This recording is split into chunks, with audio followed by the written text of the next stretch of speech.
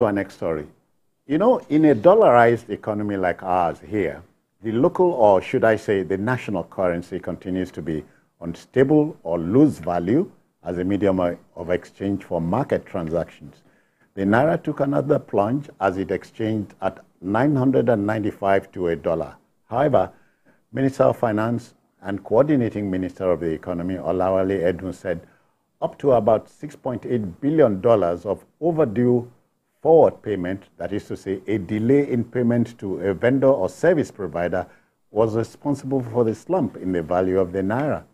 Until this is effectively addressed, the situation will remain dire. Now, the new governor of the central bank and his team have a yeoman's job to do. Wouldn't you say so, Doctor? Just last week we spoke about the new task plan. Yeah, before the new HEMS plan. And, you know, we said it, that anybody who is expecting magic or a miracle should just forget it. It took us from about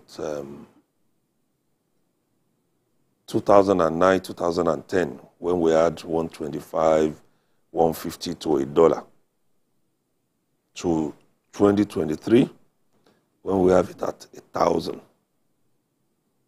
That's about 14, 15 years.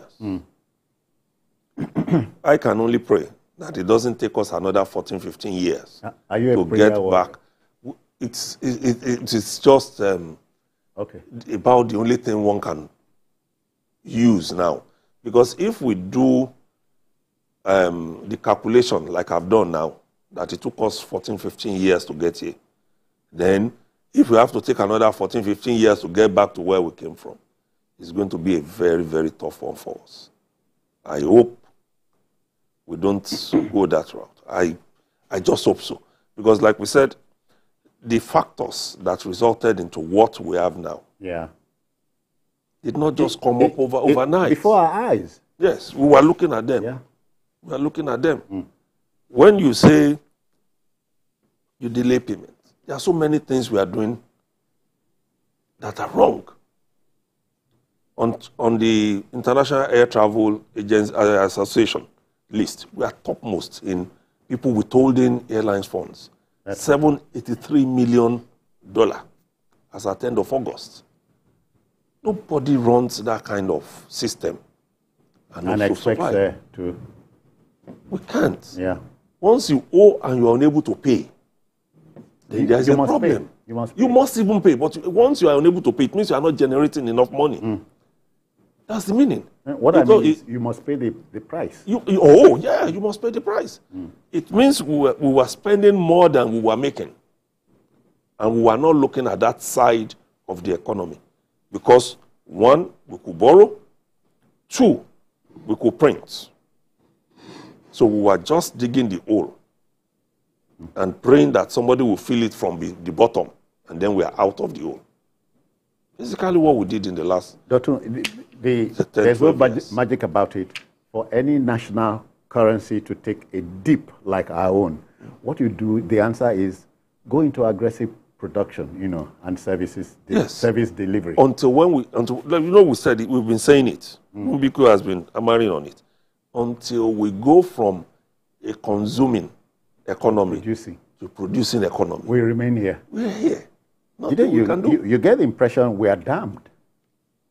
We are, but we can't expect a quick fix, given the situation that we find ourselves, given the state of the economy. For so long, we were just merely papering over the cracks.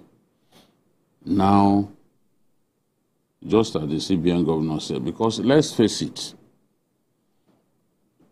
those who are in the business of retailing foreign exchange, their main argument, their main position is that the CBN has been staying on the sidelines, that in the last few weeks, the CBN has not supplied the official market the way it should. Now, can the CBN supply the market the way it should when it is obligated to pay this backlog that we are talking about, amounting to about $8.6 billion? We have, if we don't solve that problem, President Tinubu can go up and down seeking foreign investment and all that. They are not going to come in. Nobody would want to invest, no foreign investor would want to invest in local assets in our country without firm guarantees that he can evacuate his capital when the time comes. This has been a big problem that we were treating like it is not an issue. Yeah. People come in here, they invest here. When it's time to recoup, what they have made. When it's time for us to make it available to them, that's it. CBN is unable to do that. Look at the airlines. Some people have argued that, oh, why shouldn't they be paid in Naira and all that? Was that the agreement that was reached? If that was not the tradition from the beginning, there's no way in the middle of a game that you suddenly say, oh, sorry, we are going to pay, we are going to pay you in Naira. Not even Nigerian companies that get into trading obligations with you will agree to that. But it amounts to shifting the goalpost in the middle of the game. So I want to believe that what the Minister Olawale Edun said is correct, because BDCs, a good number of them, do not have access to the dollar. They want to sell, but they do not have access to it, and they are pointing in the direction of the CBN, that the CBN has not supplied the official market, the I&E window, the import and export window, which is the official market. The CBN has not supplied it with enough of the greenback for them to trade in. So people are running. What we have now is actually a stampede. A stampede for the dollar. People buy, not just importers, not just people who want to pay school fees abroad, not just people schooling abroad want to pay school fees, not just people who want to go for medical tourism and all that, you know. There are people, and this is a big problem, I've been talking about it for a long time. There are people who, having lost total confidence in our currency, believe that the Naira, the dollar is the right store of value. Yeah. So, and because of the endemic corruption in our country, citizen, there are people who get bribed in excess of R1 billion, for example.